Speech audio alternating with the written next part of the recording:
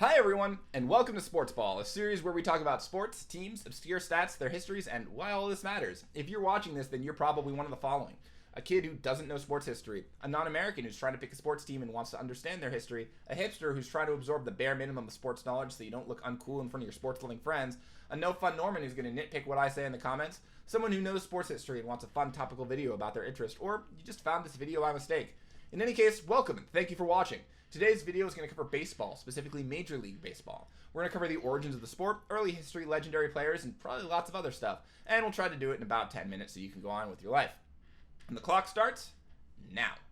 The origins of baseball are a bit murky, but can reliably be traced back to a British game called Rounders. Rounders is referenced in 1744 as a children's book called the game called Baseball, and the name stuck. The game was widely viewed as a gentleman's sport in Europe and was even played by the Prince of Wales. There existed a rumor that a man named Abner Doubleday invented the game in Cooperstown, New York, and that rumor existed for many years, even leading to the Baseball Hall of Fame being erected in Cooperstown to honor him.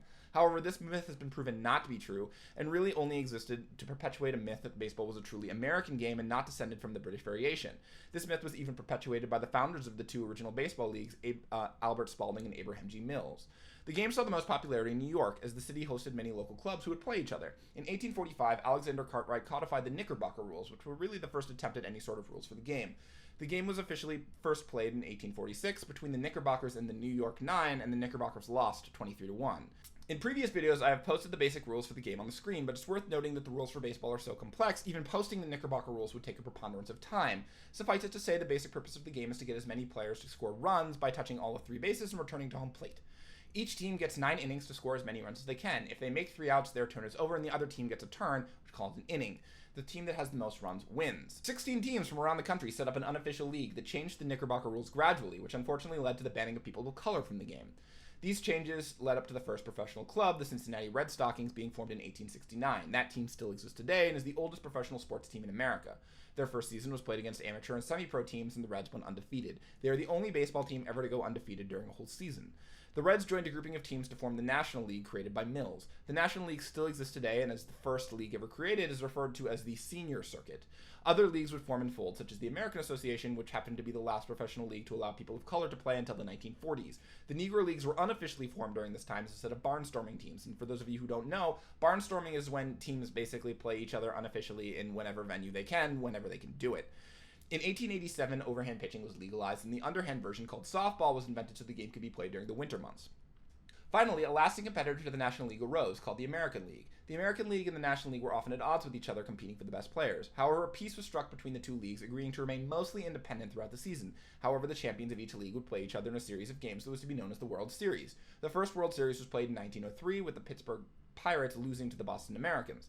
However, the World Series was not played in 1904 due to the New York Giants refusing to play the American League victors. However, in 1905, after winning the National League again, the Giants relented and the first official World Series was played in 1905, proving that if you act like a petulant child for long enough, you will eventually get your way, except in this case, not really. Baseball continued to grow in popularity throughout the early 1900s. Games were relatively low scoring due primarily to the ball being made out of poor quality materials and pitchers using scuffing and spitting to make the ball dip and dive like a dive-bombing carrier pigeon. After World War I, superior materials, rule changes banning scuffing and spinning, and teams building stadiums with outfield seating resulted in offense exploding, breaking out of the so-called dead ball area, which was popularized and ruled by players who were pitchers like Walter Johnson and Christy Mathewson, and offensive players who relied mostly on speed like Ty Cobb. However, issues began to arise with the treatment of players by the team owners. This culminated in an entire team, the Chicago White Sox, conspiring to fix the World Series to receive a massive payout by gamblers. This scandal, known as the Black Sox Scandal, led to the election of the first commissioner of Major League Baseball, Kennesaw Mountain Landis, and yes, that is his real name. Judge Landis, and to make things even crazier, he was actually a judge, oversaw an era that was totally controlled by the owners, with players having almost no say in what happened to them. Players controlling their own destiny would be a running theme in baseball for many years to come.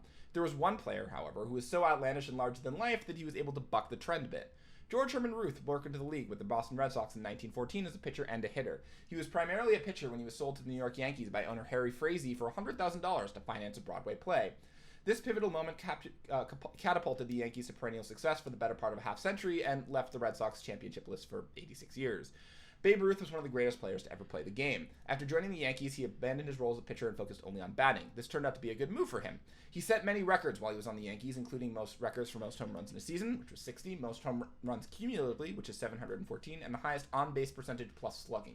When he retired, he was the first person to hit 50 and 60 home runs in a season, and he owned pretty much every batting record one could own at his retirement. He was the first person inducted to the National Baseball Hall of Fame and was placed on the MLB All-Century team. Ruth was also larger than life as a personality, also famously calling his shot before hitting a home run in a World Series game.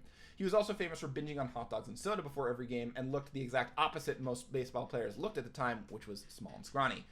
As befitting of his status, he was often paid more than double any player on his team. To quote noted baseball historian Bill James and many others, he was the only one of his kind, and we will never see anyone like him ever again. Ruth brought the Yankees tremendous success, winning 7 World Series during his time in New York. Combined with first baseman Lou Gehrig, they formed the famed Murderers Row, which became one of the core of Yankees' success. The 1927 Yankees set records for most wins in a season, a record which stood for 27 years, and it still ranks as one of the top 5 best records in baseball. They are best compared to Michael Jordan's Chicago Bulls for how successful they were during their run. The years following Ruth's retirement were truly innovative for baseball. St. Louis Cardinals general manager Branch Rickey created the concept of a farm system, or a developmental pipeline to pro teams by investing in smaller clubs and creating what are known today as the minor leagues. Chicago Cubs owner Philip K. Wrigley created a baseball league for women, but it folded, as everyone knows. There's no crying in baseball! Finally, in 1947, the first person of color debuted in the major leagues. Jackie Robinson suited up for the Brooklyn Dodgers, signed by general manager Branch Rickey, another guy who continued to innovate. It's probably worthwhile to talk about the Negro Leagues for a second to contextualize how big of a deal this was. The first official Negro League was founded in 1920. At that point, teams would play each other in a barnstorming fashion for many years. Statistics for these leagues is spotty at best, but it's widely assumed that players in these teams were just as good, if not better, than their major league counterparts. Josh Gibson, the catcher who played primarily on the Homestead Grays, was presumed to hit about 750 to 800 home runs. Satchel Paige, another pitcher who pitched in the Negro Leagues, was said to have been the best pitcher who ever picked up a baseball. Recently, Major League Baseball officially declared that the Negro League statistics in their current state were canonically part of Major League's record books, a huge step forward in recovering a very ugly part of baseball's history. In the 1950s and 60s, baseball declined in popularity due to the rise of other sports like football, new mediums like television, and an expanding talent pool. The minors actually dissolved due to lack of funds, and many players were left jobless. To combat the issues players were seeing, the first professional sports union was founded, the Major League Baseball Players Association. Baseball expanded westward, with teams like the Brooklyn Dodgers and New York Giants moving to Los Angeles and San Francisco respectively, and the American League added an expansion team in Los Angeles called the California Angels.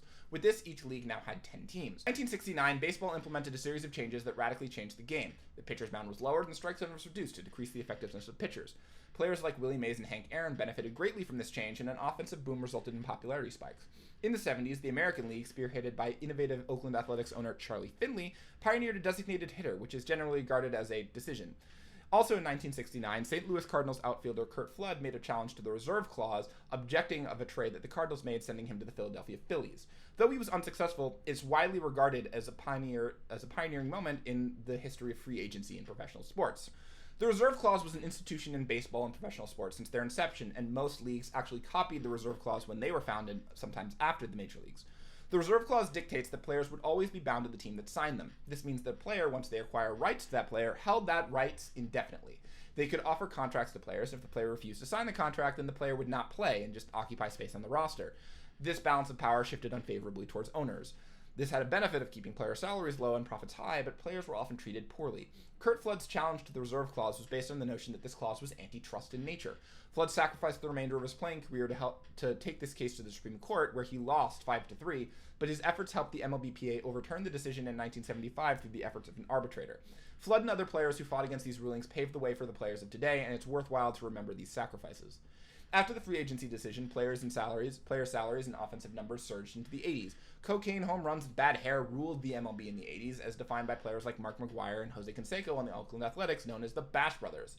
Attendance grew steadily in the 80s, leading to a player strike in 1994, canceling the World Series for the first time in 90 years.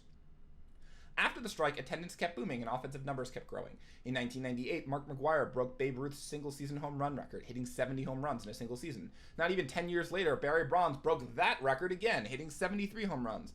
Bonds later broke Hank Aaron's home run record for his career, finishing out with 762 home runs before becoming engrossed in baseball's newest scandal, performance-enhancing drugs. In the late 90s and early 2000s, baseball home run totals were booming. Players who were previously mediocre began having amazing offensive seasons, like Brady Anderson, who hit 50 home runs in one season, and Ken Caminiti, who won the NL MVP one year. Caminiti came clean in a magazine article detailing his frequent steroid use during his MVP season. Commissioner Bug Selig responded by enacting steroid testing policies that were designed to save face and not actually address the problem at all. This led to the revelation that not just Maguire had used steroids during his record-breaking season, but Bonds and other superstars during the 2000s had used performance-enhancing drugs during their record-breaking years.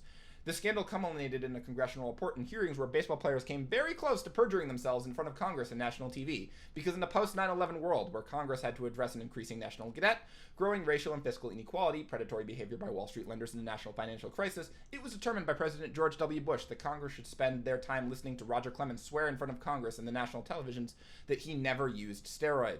Immediately after the hearings, the MLB enacted stringent steroid testing policies to help combat their use.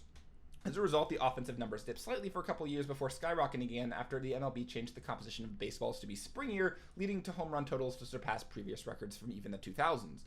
Other rules will change to improve declining attendance, such as a pitch clock to keep games faster, more games between the National League and the American League, who had previously never played each other until the 90s outside of the World Series, and the integration of the designated hitter in both leagues. Baseball today is a sport very grounded in the traditions of yesteryear, but with the modern flair of today. The rules are more or less unchanged from the early 1900s, but advanced statistics and analytics provide a flair for the game that allow everyone to get involved. Fantasy sports were pioneered from baseball, and sports writers became popular through covering baseball. Baseball is in many ways reflective of America itself, which is ironically what the owners wanted by calling it America's national pastime. It is a game born of immigrant traditions shamelessly stolen and appropriated. A tool used to separate people based on the color of their skin, where the people in power ruthlessly mistreated their workers for many years before one person in the federal government forced the owners to change their ways. Also, cheating and gamesmanship was rampant to the point at which Congress had to needlessly step in. If any sport is emblematic of the American experience, then baseball's probably it. However, the pure joy of hitting a ball with a bat, hearing the crack of a home run, watching a diving catch, or even watching a pitcher strike out a batter can bring unbridled joy. Plus, it's a game that's really fun to watch while drunk, so they've got that going for it. Anyways, I really hope you enjoyed this video, and I hope you'll stick around to see more videos about sports, leagues, teams, stats, decades, and their histories. As baseball announcers say, we're out of here.